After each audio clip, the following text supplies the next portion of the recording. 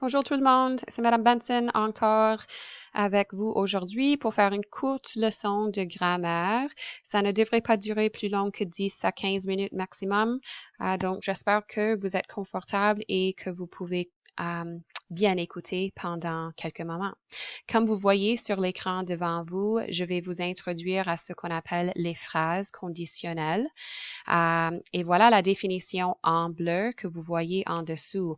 Les phrases conditionnelles sont celles qui indiquent une possibilité qui pourrait devenir une réalité. Et la signature des phrases conditionnelles, c'est le mot si. Alors, dès que nous voyons le mot si dans une phrase, ça nous indique que c'est une phrase conditionnelle. Et avec cela viennent des caractéristiques essentielles. So, vous voyez, la structure d'une phrase conditionnelle générale se trouve ici. Donc, on a, comme j'ai mentionné, l'élément essentiel qui est le mot si. Et puis, il y aura toujours un minimum de 2 verbes dans ces phrases. Le premier verbe, c'est ce qu'on appelle la proposition conditionnelle. Et le deuxième verbe, c'est ce qu'on appelle la proposition de résultat. En fait, nous utilisons souvent les phrases conditionnelles en anglais. On sait que le mot si veut dire if. So, pensez à toutes les phrases qui emploient le mot if que nous utilisons en anglais. Il y en a plein. Un exemple, I will go to the party if I finish my homework. So, dans ce cas, la proposition de résultat, donc le résultat, c'est que j'irai à la fête, I'll go to the party. La proposition conditionnelle is if whether or not I finish my homework. So, vous voyez, deux différentes choses qui pourraient arriver, mais l'un est dépendant de l'autre. So, one is dependent on that condition. Okay? Le temps, je lis entre les étoiles ici, le temps de la proposition de résultat, ça c'est numéro 2, dépend sur le temps de la proposition conditionnelle. Ça c'est numéro 1. N'oubliez pas que dans ce cas, le sens du mot temps, c'est tense. On parle de la grammaire ici. On ne parle pas du temps comme time. Donc, ça veut dire que dès que nous avons un verbe déjà conjugué, soit numéro 1 ou numéro 2, on peut déterminer le temps auquel l'autre verbe devrait être conjugué. Si on n'a aucun verbe conjugué, c'est à nous de conjuguer les deux et je vais vous enseigner comment déterminer le temps qu'il faut utiliser pour ces deux verbes. Bon, si je descends, j'ai déjà complété pour vous. Vous devrez le faire vous-même sur votre copie de la page. Je réduis la taille ici juste un peu. Voilà. Alors, la première structure de phrase conditionnelle sur laquelle on va se concentrer cette semaine, c'est la première structure à côté de numéro 1. So, si, c'est standard à travers toutes les structures, mais cette fois-ci, on va employer l'imparfait et le conditionnel présent. So, ces deux temps de verbe, l'imparfait et le conditionnel, vont toujours ensemble dans les phrases conditionnelles. Donc, on ne mélange pas les partenaires, les verbes, les temps verbaux qui sont des partenaires. Et vous verrez, quand je vous introduis à numéro 2 et numéro 3, il y aura deux autres temps de verbe qu'on emploie dans chacune de ces trois structures. Okay? Vous venez de me soumettre la tâche si j'étais. Si j'étais, c'est l'imparfait. Et vous avez créé plusieurs belles phrases avec une variété de verbes conjugués au conditionnel présent avec des sujets variés aussi. So, même si je viens de vous introduire à cette formule de phrase conditionnelle, vous êtes déjà en train de créer ces phrases depuis une semaine. Donc, ce n'est vraiment rien de nouveau.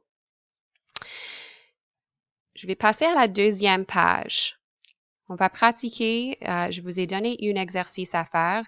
Je crois que les instructions sont assez simples, même s'il n'y en a pas. Je crois que vous savez quoi faire, mais je veux vous montrer une stratégie que j'utilise souvent, surtout au début, pendant que vous êtes en train d'apprendre ces 3 structures de phrases conditionnelles. Je suggère que soit vous suivez ma suggestion ou que vous déterminez une stratégie à vous-même qui marche ou qui fonctionne assez bien. Ce que j'aime faire, c'est que j'aime donner une couleur à chacun des temps verbaux que je serai en train d'utiliser. So, cette fois-ci, les phrases auront l'imparfait. Disons que je vais l'indiquer en vert et le conditionnel présent. Okay? Et peut-être que je vais utiliser la rose. Voilà. OK? So, chaque fois que je trouve l'imparfait, je vais le surligner en vert et chaque fois que je trouve le conditionnel présent, je vais le mettre en rose. Voilà un exemple. Si on lit phrase numéro 1. Si tu te reposais un peu plus, tu aurais plus d'énergie et le verbe travailler doit être conjugué encore et la phrase termine avec le mot mieux. Donc, si je retourne au début, je vois tout de suite le mot si. Ça, c'est essentiel. Donc, je sais que ça, c'est une phrase conditionnelle. Je continue la lecture et je rencontre un verbe conjugué ici, reposer.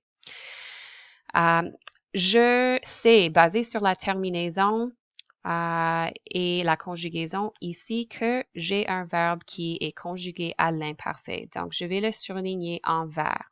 Cela veut dire que les autres verbes dans la phrase devraient être conjugués au conditionnel présent. Donc, si je continue la lecture, je rencontre, voilà, un verbe déjà conjugué au conditionnel présent. Je peux le mettre en rose. Et ça veut dire aussi que ce verbe qui est encore à conjuguer devrait aussi être au conditionnel présent. Donc, je le mets en rose. Je pourrais continuer à faire la même chose avec les restes des phrases et puis retourner après pour faire mes conjugaisons. Ou bien je peux les faire en même temps. Ça sera à vous de décider comment vous le ferez. Mais juste pour vous donner un exemple complet, je vais conjuguer le verbe ici tout de suite. Alors encore, je sais que je dois utiliser le conditionnel présent. Je cherche le sujet. Dans ce cas, c'est tu. Et donc, je sais comment conjuguer le verbe. Travaillerai au conditionnel présent. Et j'ai une belle phrase complète. Si tu te reposais un peu plus, tu aurais plus d'énergie et travaillerais mieux. Pour ceux qui aiment faire la traduction, on peut l'essayer en anglais. Si tu te reposais un peu plus, so if you rested yourself a little more, tu aurais plus d'énergie, you would have more energy, et travaillerais mieux, and would work better. Okay? Je vais retourner juste brièvement à la première page ici et retourner en haut. Vous vous demandez peut-être si l'ordre de ces 3 éléments est important et la réponse, c'est non. Alors, d'habitude, je dirais plus souvent que non, vous verrez le mot si au début de la phrase, mais ce n'est pas absolument nécessaire. Ça pourrait aussi être au milieu de la phrase. L'ordre de numéro 1 et 2 peut changer. La phrase pourrait commencer avec la proposition de résultat et terminer avec la proposition conditionnelle. Alors, juste la réponse simple, c'est que non, l'ordre de ces 3 n'est pas important. Okay. Si je retourne ici, je ferai la même chose pour phrase numéro 2. Si Marie et moi, aller doit être conjugué, mais je ne sais pas encore quel temps que je devrais utiliser. Donc, je dois chercher un verbe déjà conjugué dans la phrase. Alors, je continue. Lui parler, c'est à l'infinitif, so pas encore. Peut-être qu'il serait. Ah, voilà, serait. So, je sais que serait, c'est un verbe conjugué, c'est le verbe être au conditionnel présent. Donc, je le mets en rose. Et maintenant, je peux retourner au verbe aller. Et je sais que lorsque le verbe être est au conditionnel présent déjà, que le verbe aller doit être à l'imparfait. Alors, première chose, juste pour me donner un indice visuel, je peux la surligner en vert et puis je suis prête à faire la conjugaison. Et le sujet cette fois-ci, c'est Marie et moi, donc nous, et donc allions. C'est le verbe conjugué. Si Marie et moi allions lui parler, peut-être qu'il serait plus bavard. OK? So, assez facile. Je suggère encore que vous continuez comme ça ou que vous trouvez une méthode qui marche bien pour vous. La deuxième exercice que vous allez essayer se trouve sur la 3e page. Je vous demande de compléter au moins 20 des phrases suivantes. Je ne sais pas combien je vous ai donné, mais je sais que c'est plus que 20. Alors, ça veut dire que vous n'avez pas besoin de compléter chacune des phrases, mais vous pouvez choisir vos préférées ou celles que vous aimez. Et vous pouvez continuer d'utiliser la même stratégie qu'on était en train d'utiliser.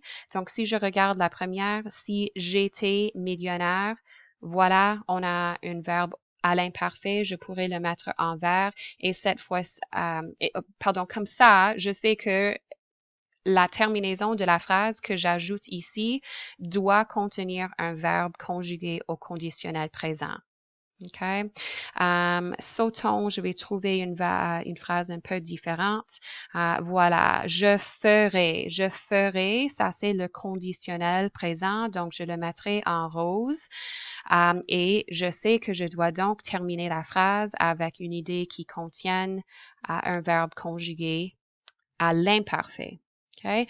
Faites attention, je vous ai donné une mélange en ce qui concerne l'ordre des 3 éléments. Alors, parfois, vous voyez que je commence avec le mot si. Parfois, vous verrez que j'ai placé le mot si au milieu de la phrase et c'est vous qui doivent ajouter le début de la phrase. Donc, alors faites attention car il y a une grande variété là, mais amusez-vous un peu avec ça. Vous pouvez être créatif. À moins que vous n'oubliez pas que la priorité sont vos conjugaisons. Alors, soyez certaine de vérifier vos conjugaisons à l'imparfait et au conditionnel présent. Et faites attention, car vous avez peut-être déjà remarqué que les terminaisons du conditionnel présent sont très similaires aux terminaisons du conditionnel présent.